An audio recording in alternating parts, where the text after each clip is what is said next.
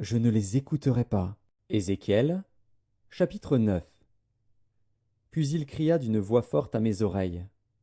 Approchez, vous qui devez châtier la ville, chacun son instrument de destruction à la main. Et voici, 6 hommes arrivèrent par le chemin de la porte supérieure du côté du septentrion, chacun son instrument de destruction à la main. Il y avait au milieu d'eux un homme vêtu de lin et portant une écritoire à la ceinture. Ils vinrent se placer près de l'autel d'airain. La gloire du Dieu d'Israël s'éleva du chérubin sur lequel elle était et se dirigea vers le seuil de la maison. Et il appela l'homme vêtu de lin et portant une écritoire à la ceinture. L'Éternel lui dit, passe au milieu de la ville, au milieu de Jérusalem, et fais une marque sur le front des hommes qui soupirent et qui gémissent à cause de toutes les abominations qui s'y commettent. Et, à mes oreilles, il dit aux autres, passez après lui dans la ville, et frappez, que votre œil soit sans pitié, et n'ayez point de miséricorde. Tuez, détruisez les vieillards, les jeunes hommes, les vierges, les enfants et les femmes. Mais n'approchez pas de quiconque aura sur lui la marque. Et commencez par mon sanctuaire. Ils commencèrent par les anciens qui étaient devant la maison. Il leur dit, souillez la maison, et remplissez de morts les parvis. Sortez! Ils sortirent, et ils frappèrent dans la ville.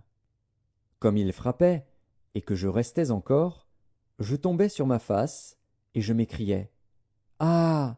Seigneur éternel, détruiras-tu tout ce qui reste d'Israël, en répandant ta fureur sur Jérusalem?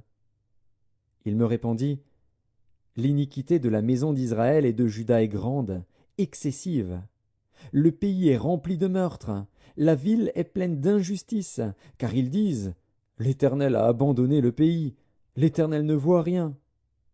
Moi aussi, je serai sans pitié, et je n'aurai point de miséricorde. Je ferai retomber leurs œuvres sur leurs têtes. Et voici, l'homme vêtu de lin et portant une écritoire à la ceinture rendit cette réponse. J'ai fait ce que tu m'as ordonné. Osée, chapitre 1.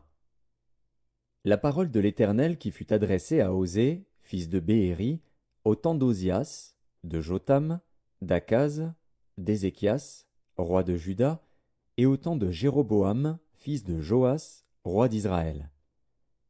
La première fois que l'Éternel adressa la parole à Osée, l'Éternel dit à Osée, va, prends une femme prostituée et des enfants de prostitution. Car le pays se prostitue, il abandonne l'Éternel.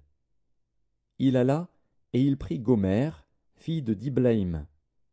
Elle conçut, et lui enfanta un fils. Et l'Éternel lui dit, appelle-le du nom de Gisréel.